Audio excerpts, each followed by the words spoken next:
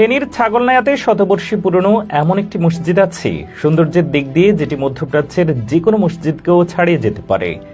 কথিত আছে এই মসজিদের সৌন্দর্যে মুগ্ধ হয়ে জিনেরা নাকি এখানে নিয়মিত নামাজ পড়তে আসে।